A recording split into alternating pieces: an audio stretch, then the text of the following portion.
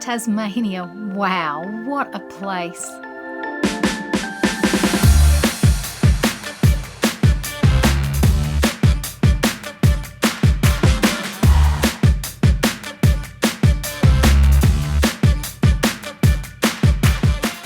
We've just spent 4 amazing months exploring this little island at the bottom of Australia, travelling in our Zone RV caravan. In this video, we're sharing the highlights, our best camp spots, some interesting points, the budget, what was our total cost, and of course, the unforgettable experiences along the way.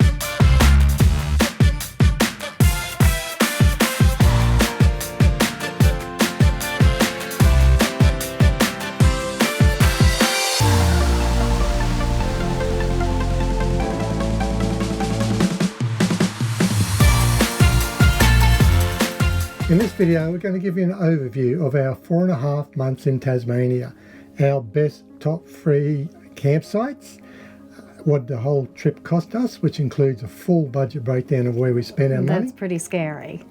And some of the interesting things we found out about Tasmania along the way. Our adventure kicks off with us boarding the Spirit of Tasmania in Geelong, where we set off for our voyage to Devonport, Tasmania. That's where our journey began. In summary, we spent 128 days on that wonderful little island. We camped at 53 different locations. We did move around a lot.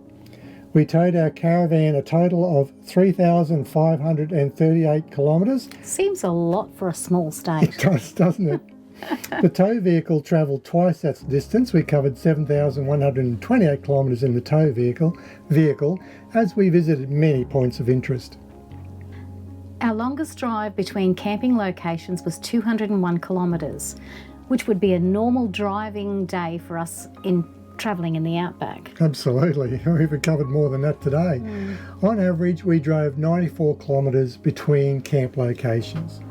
Our first piece of advice is book the Spirit of Tasmania early, preferably 6 months. With a 6-month window. I think they allow 9 months. 9 months, yeah. I'd book at least 6 months. Yeah, definitely. Well, the reason for this is that the Spirit does book out with caravans fairly quickly, doesn't it? It does, yeah. If you're booking less than 6 months, you might not get your ideal day. We discovered that as we originally booked our trip for 89 days, just under the 3 months. Problem is, halfway through that adventure, we were loving it so much we wanted to extend our time. Everything was booked out. We could change our return journey to some 6 months later, meaning we had 8 months on the island, but that was too long. And the only thing left available to us was to pick a date, go on a wait list for that date, and hope we got lucky. And that's what happened. We were blessed to get a wait list spot. And that gave us the extra time on the island. An extra 5 weeks, I think it was. Yeah. 6? 6 weeks. Yeah. 128 days in total. Our second tip would be to make sure that you're early catching the Spirit.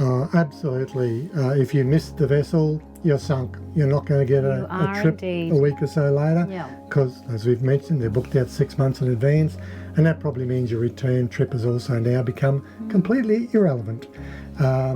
We almost got caught out. We did leave early, in fact so early that we decided to stop for a coffee along the way to the vessel.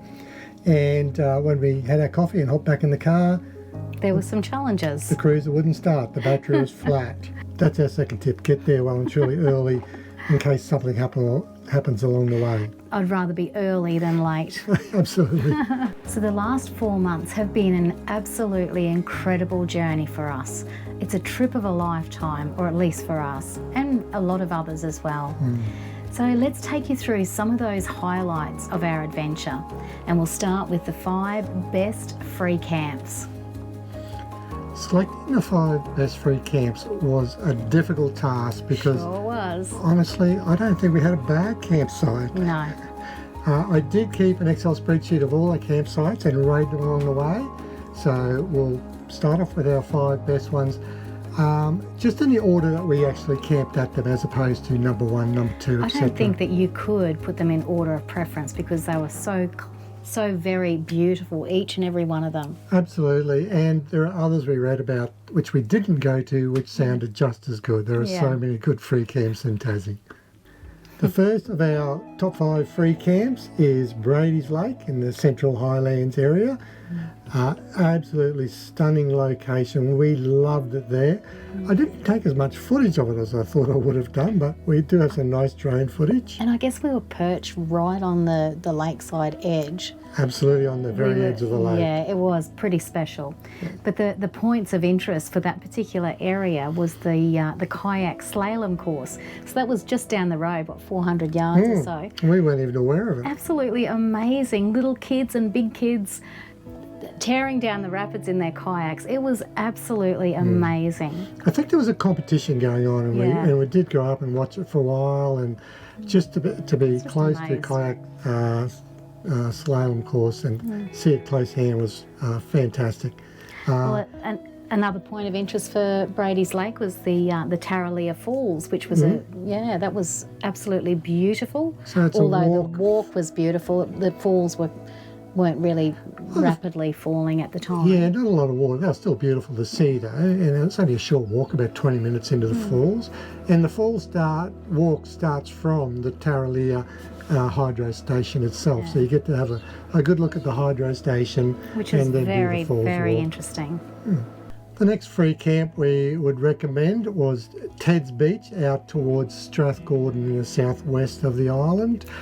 And look, I would have to say this one would probably be my favourite. It was hard to absolutely pick one. amazing. It really is hard. Very difficult. You're camping on beautiful white sand. It's called Ted's Beach, but it's actually located on Lake Pedder. Yeah. But it's located on a white beach on this lake, sandy beach. So it's a white sandy beach, hills all around, the beautiful lake which is tinted with this gorgeous colour which comes from the natural tannin from button grass. So that it was just absolutely exquisite. Gives us this really lovely tea-coloured tint to the water, doesn't it? Did I say button grass? It comes from button grass. This natural tint. You have the big hills behind you at the lake.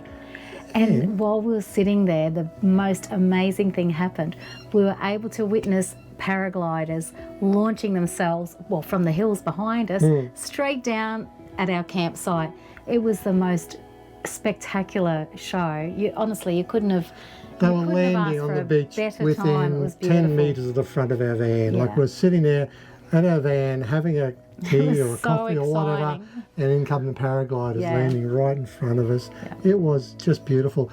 We had a thunderstorm while we were there, and I was just watching the lightning over the lake. Look, it was a stunning location. It's a bit of a drive to get there, a bit of a windy drive, but beautiful drive as well. Then there was the spectacular Gordon River Dam. Oh, absolutely. That was absolutely wonderful. What a feat of engineering that dam is on the Gordon River. It is really an amazing curved wall dam, which creates great echo effects when you're there as well. And just like big kids, we tested them out. What were we doing? We were echoing. Cooing! The power station just up from the actual dam itself is also another amazing feat of engineering, although when you pull up there to have a look at it, it looks pretty boring. There's not much there. And the reason there's not much there is because it's 180 metres below the lake. It's completely under the lake. They have a pipe that comes up into the lake. From that pipe, they drop the lake water down this 180 metres to the turbines below the lake. So that is just fantastic reading about it. If that sort of information interests you, check out our episode. I think it was fairly well covered in that. Even if it doesn't interest you, the lake camp itself, Ted's Beach, spectacular. top notch. So we've got Ted's Beach as number 2. Number 3. And number 3 on our list is Cockle Creek. So Cockle Creek actually has a number of different campsites within that area. The one we stayed at was Greens Bay, I think it was. Pretty certain. If it's not, We've I'll got a put something couple of down. lists going here, so If it's not, I'll put something down the bottom. But Greens Bay, which is the southernmost campground in all of Australia for caravans. So if you're lucky, you could say you have the southernmost caravan in all of Australia. Unfortunately, we were pipped by 2 other caravans that just managed to get the south side of us. So we're the 3rd most southern caravan in all Australia. do you know what was so special about our stay at Cockle Creek? Was the quolls. Spotted quail. The spotted quolls. Oh my gosh, they are the cutest little animal or mammal, whatever they are. Absolutely adorable. We have to, we have to look after our wildlife in these areas because they are pushing extinction, aren't they? Well, the spotted quail there, I suspect, get fed by the campers because he was a fat little thing, the one that visited our camp a few times. All you have to do is about getting close to dusk, throw some snags on the barbie, and that spotted quail will turn up. He did that 2 days running for us. Well, there was the quolls, there was paddy melons. Yeah, there was kangaroos, paddy melons. Oh, one thing that really fascinated me, because I do like birds, was the cormorants. So the water at Cockle Creek and the beach, it is a beachfront camp, is crystal clear, beautiful white sands. We were standing at the bridge where you enter onto Greens Bay itself, and you could look down into the water and watch the little cormorants fishing, swimming around under the water like penguins they were. Yeah, they were just amazing. Absolutely loved watching them swim through, catching fish. And those cheeky, bloody, chip-stealing seagulls were swooping in, trying to grab the fish out of their mouth every time they surfaced. The wildlife there and the beauty of that campsite, it's a must. A must-do one. Yeah. So our number 4 is Mayfield Bay. Wow, that was a really superb spot. We were parked right on the beach. We had an amazing view of the beach. We had some incredible sunsets each night. We had some wonderful little walks and points of interest, such as the convict ruins. Yep. The salt works. The salt works, yeah. There was the 3-arch bridge where I walked through and was a bit spooked by what was inside, but anyway, I managed to get through there okay. There was the old spiky bridge as well, I think, there. And you could look across the bay, and on the other side was Wineglass Bay itself, which is another beautiful location. Yeah. It was a spectacular campsite, and I think the sunsets were a glorious thing there, as well as the beautiful beach itself. Our 5th and final free beach camp or free camp was Swim Cart Beach on the Bay of Fires. Ooh, I'd go so far as to say that was probably my most favourite. It was gorgeous. Yeah, look, it's a fantastic beach. We're next door to it is Generette. We camped at Swim Cart, but we swam at Generette. Generette had just the turquoise water and the white sand. It was just a slightly prettier beach than Swim Cart, but the camping was more roomy at Swim Cart. Well, Swim Cart was a bit of a challenge to get into because it's quite packed. It's very popular. But we were fortunate enough to snag a little beachside camp. Yep. And it was just the most beautiful, serene place. I mean, I remember you put the drone up at one stage and there was that gorgeous stingray. The grey stingray is swimming past, which you could clearly see in the water because the water is so clear. It was 10 kilometres out of St Helens, which was a great little spot to leave your van and go for a drive and explore. And I tell you what, it's hard to get into because it's a free camp, as we've mentioned, but also you're allowed to camp there for 28 days. And on our way in, we're all filling up at the water point. And while we're there, 2 other people pulled up with their cars, filling up jerry cans full of water because they were stretching out. They'd snagged a good spot. They got a good beachside one and they weren't leaving. And rightly so. So, people were staying there for more than their water supply would allow, so they're going back into St Helens and filling up water cans or jerry cans. Why wouldn't you? Yeah, absolutely beautiful spot. So That's our fifth recommendation. If you've got a big van, swim cart would be slightly better. There's not a lot of big sites at Generette. They're more smaller sites. There's a couple of big ones, but a lot of smaller ones as well, whereas swim cart has a very open plan along the beachfront. You've thrown in a sixth. Number 6. I know we said 5, but I just couldn't resist throwing You've got this another one here. Lake Parangana. It's a lovely, another one of those lakeside camps. There are many in Tasmania. There really are. This was a stunning one, which was a very remote camp. We got, once again, right on the lakeside. It's a beautiful glass lake with beautiful reflections off the hills either side. It's a deep valley lake, so you get these great reflections off the mountains on either side. The reason I want to mention it, apart from its just stunning beauty on itself, is on what we just missed out on. So the downside to Lake Parangana. There was a disappointing fact to it as well. So the downside on it was it's about an hour out of Deloraine, the small city of Deloraine. Wasn't it Mole Creek? Mole Creek's nearby, but Deloraine's the nearest city. Yep.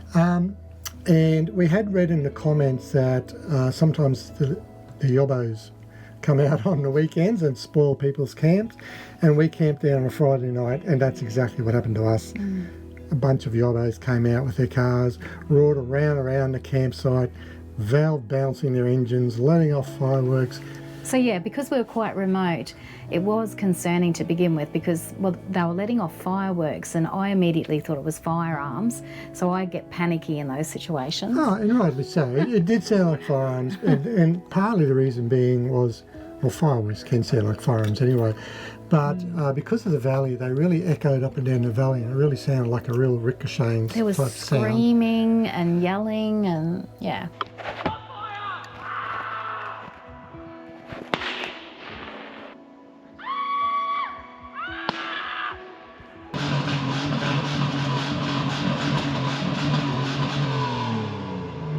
Scary. But don't let that put you off a beautiful location. Just don't go there Friday, Saturday night. Any other night of the week and you've got a gorgeous location. Problem was we had intended to stay 2 nights, but because of the bunch of people that turned up, we left the next morning. Sadly. And what we missed out on was, and I've got a bit of footage here to show you, was the Southern Aurora. So we did pick up this beautiful footage of the Southern Aurora from a caravan park with lots of lights. Can you imagine the Southern Aurora at Lake Parangana looking down the lake between the valleys with the aurora reflecting off the lake? Well, it would have been next level stunning. We didn't capture it on this occasion, so we'll have to go back. We'll have to go back. The budget. Bum, bum, bum. What did it cost us? The total cost of 18 weeks travelling Tasmania in our caravan, including the cost of transporting the van across on the Spirit of Tasmania, was $21,615 or about $1,191 per week. Once we total it up, it's probably a little bit higher than I expected, but really not astronomical. It wasn't too bad. So, well, we weren't going to be cutting too many corners. No. When we set out, we decided that we'll be careful or mindful, but we weren't going to be prudish with... We weren't going to be Scroogey. Scroogey is the word. We weren't going to be Scroogey. So I'll just tell you what that cost includes and what it doesn't include. So it is the total cost related to the travel in Tasmania itself. It doesn't include any expenses relating to our home back in Townsville, nor does it include registration or insurance of our caravan or tow vehicle. So they're not included in this. I could have said, well, it's a quarter of a year, so include quarter of the rego, etc., but I didn't. So you can add that in yourself if you want to know other costs. But it does include the cost of the Spirit of Tasmania return trip. So breaking it down, camping costs and statistics relating to camping itself. We tracked all of our camping locations and rated each one for our own benefit. There are numerous free and low-cost camping sites available around Tassie. And that's what we mostly settled on, was those free and low-cost campsites. Absolutely. They include beachside camps, lakeside and riverside camps, as well as those nearby towns. I just want to mention, when I say free camps, I am including the national parks as free, but you do have to purchase a national parks pass to stay in any of the parks. And that's a 12-month So pass, you can buy, I think it's a 3-day or a week pass, but you know, that's pretty useless if you're over there for a period of time. So the year pass cost us, I think it was about $98, and I didn't actually have my seniors card at the time. Put it down there. It's cheaper if you have a seniors card, so I'll put the cost down at the bottom of the screen.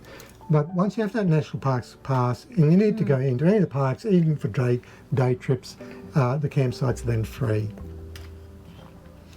We stayed 78 nights out of our 128 in either free camps or low-cost camps.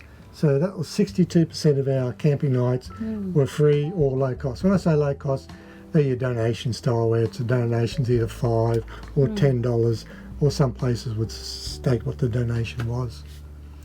We did stay 14 nights in caravan parks, mostly to catch up on bulk washing or because of their location near a point of interest, such as when we did the Gordon River cruise. Yep.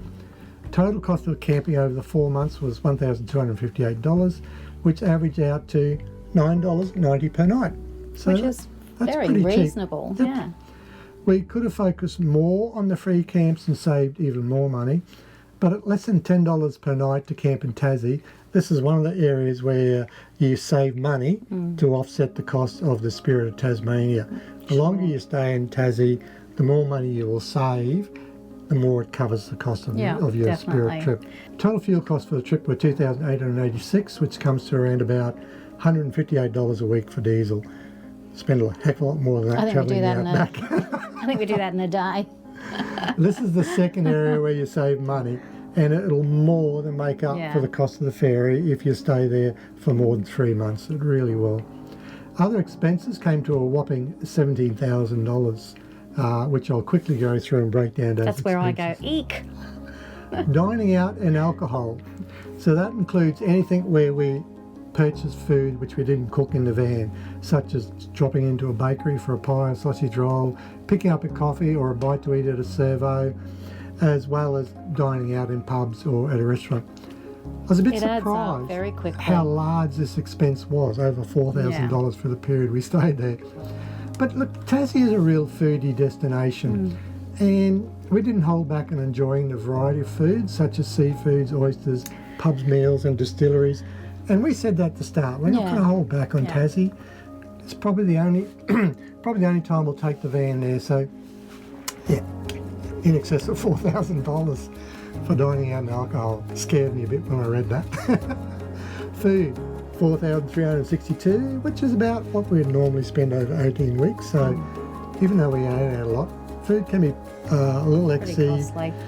Well, we all know that food has skyrocketed. Food's gone up. Cost of living's gone up, but also you're buying a lot of small locations, so food's always going to be dearer there.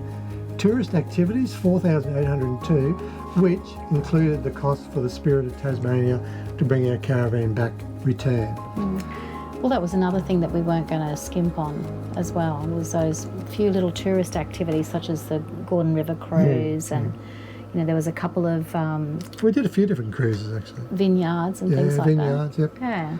So most of the costs were things like river cruises, museum entries and entries to other places of interest. Our most expensive fee was for the World Heritage Cruise on the Gordon River. So out of Strand, which cost us $342 for the two of us, and it was worth every single cent. Absolutely every cent. It's a must-see. If your budget will allow it, make sure you include the Gordon River. Either red boat or grey boat, makes no difference. We went red boat. I think I liked it. The red boat is cheaper than the grey boat, but slightly cheaper, a lot cheaper, I think. We could put the totals. It depends on whether the difference between the red boat and grey boat is The grey boat, if you want the upper class, the upper decks, where you have freedom to roam everywhere, it is a bit more expensive then. On the red boat, you can wander up and down all the different levels, whether you can sit in the captain's seat, you can do anything you like except drive the boat. They offer you a lot of freedom, and you can go up and chat with the captain as he's driving the boat, etc. It's great. Next was tow vehicle expenses, $768, which didn't include any services. That was things like replacing a damaged tyre, we blew a tyre, and just little things. Caravan expenses, $1,377, which didn't include any service, but it did include any purchase for the van. We bought a new gas cooker, filled the gas bottles a number of times, fixed the Starlink because I broke it, so I counted that as a caravan expense, different things like that. Our IT and subscriptions, $1,398, which did include our Starlink roaming at $195 per month, our 2 mobile plans, plus subscriptions for YouTube, our video editing software, Epidemic Sound, etc., which probably wouldn't affect most of you guys. Lastly is miscellaneous, which is only $750 for the period, and that was our total cost. So in summary, $21,600 is probably about what you would spend anywhere else travelling around Australia for 18 weeks, and that includes the Spirit of Tasmania. Because of the number of free camps and the money we saved on fuel, that really did cover that cost. If you're going for at least 3 months, you'll cover that cost. Absolutely. So that's well worth thinking about. I thought now we'd share some things that we found interesting while we were travelling Tasmania. Yes, so we've got a bit of a list here. A few little things. First off, caravanners don't wave to you. That's because they're too terrified to wave. They don't want to take their hands off the steering wheel. Look, when you're travelling out back, you see a caravan coming the other way, you give the one finger salute, and they always wave back.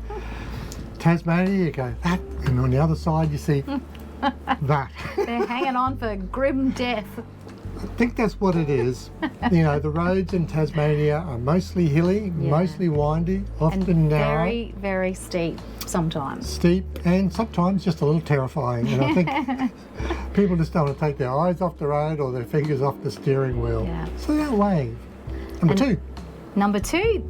There's bumblebees everywhere. Everywhere you go, bumblebees. So many bumblebees. Yeah. It's just an interesting little thing that we found. Maybe it's because we're from North Queensland, but we rarely see bumblebees up here. Occasionally, not very often. Tassie, they're everywhere. Number 3.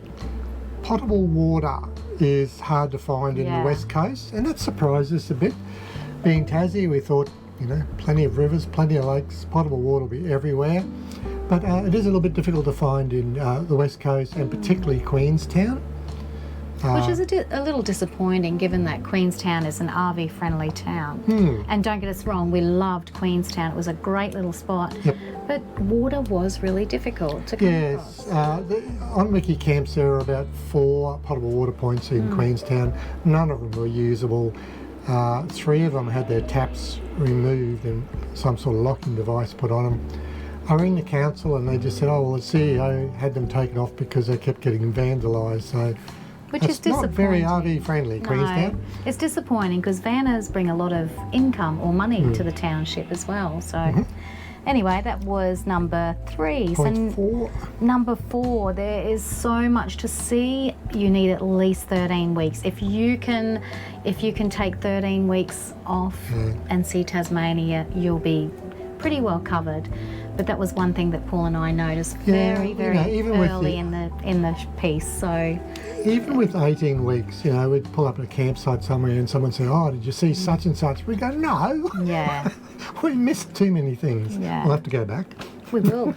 We'll definitely go back. Next one's mine, isn't it? Yeah, number 5. Number 5. Solar becomes a little bit difficult in winter. When we arrived in February, in summer, we'd be batteries fully charged by midday, and you still got 9 hours of sunshine because it doesn't get dark till after 9 o'clock at night. In winter, the days are much shorter, but the sun is angled much lower towards the northern horizon. You get maybe 4 hours of usable sunlight a day, and that's it. So it's a struggle to get your battery back to full power in winter. Number 6, oh my gosh, the ice cream, Valhalla ice cream. Girls, do not miss out on Valhalla ice cream. Definitely the lavender or the honey Valhalla ice cream. Really enjoyed the ice cream. Very, very nice. We're always eating it. Next. So number 7. Many camps closed for winter. Paid camps I'm talking about here. Even the small caravan parks, they closed down for the winter period. So that's something to be aware of. We got caught out a couple of times. Yeah. There was a couple of really nice paid camps that we thought we'll do them towards the end, and they were closed. But obviously, you know, your free camps are they're no worries at all. But if you need to pull into a paid camp for power, etc., well, that's something to be mindful of. And not just the campsites, actually, some of your points of interest, paid points of interest, such as some of the wineries or vineyards, etc., close as well. Yep. Number 8, the best lookout, walk and lookout. Wineglass Bay, definitely. Yeah, Wineglass Bay was my favourite too. There's some great walks there, great lookouts, but Wineglass Bay was the top. Devil's Gullet was great. Leven Canyon, fantastic. And look, there are so many walks in Tasmania. Yep. When you're on the Spirit of Tasmania, do buy the little book called 60 Short Walks of Tassie, or you can access an interactive map on the National Parks website. They range from about 15 minutes to 5 hours, and they're all really good walks, well worth looking at. Absolutely. The final thing that we have on our list is recliner or cabin. Recliner or cabin? Yeah. We did both. We did do both. And it probably depends whether you do a day or night sail, I suppose. Yep. Well, we sailed at night for the both there and return. I was happy with the recliner. It was no extra cost, and which I thought was great. It's great for short people, I guess. Not so great for tall people. Yeah, it was a little bit restrictive for myself. My feet hang over the end. The blanket didn't quite cover my feet. So, okay, I'll be a little bit picky, but yeah, and I wasn't as comfortable in a big room full of other people, but look, it was all right. I preferred the cabin. Yeah, well, the cabin is, I mean, the positives are, of course, that you get a shower so you can freshen up, etc. But that, in my opinion, is the only thing that is really good about the cabin. Yeah, it is an extra $200, I think. So, yeah. All right. And that wraps up our list of points that we wanted to cover. Interesting points. Yeah. Look, if there are things that you would like to ask us, please just leave a comment. So if you have questions for us, leave us a comment. Yeah. We're happy to answer any of the questions you have about travelling in Tasmania or what we thought of it or anything else you would like to know. Yeah. We're now back on the mainland. We're headed for Wentworth and we're about to start the Darling River Run. That's something we've been looking forward to since our trip down. It really is fairly, it's typical Aussie bush, isn't it, the Darling River Run? It's one of those iconic runs, you know, like the Darling River Run. So we're looking forward to that one. Absolutely. So if you're enjoying our content, we'd love it if you could hit that subscribe button. And don't forget to click the little notification bell so you'll always know when our latest videos go live. It really helps us out, and Paul and I are so grateful for your support.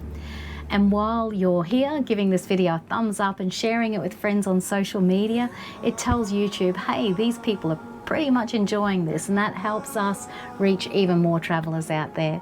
So thanks again for being part of our journey. Yeah, we hope you've enjoyed this video and found it useful, and we'll see you next time we're on the Darling River Run. Ciao. See you guys. I can see where the ocean meets the sky. Under our clothes, a fire grows. We are ready for this life of running wild. We're running wild underneath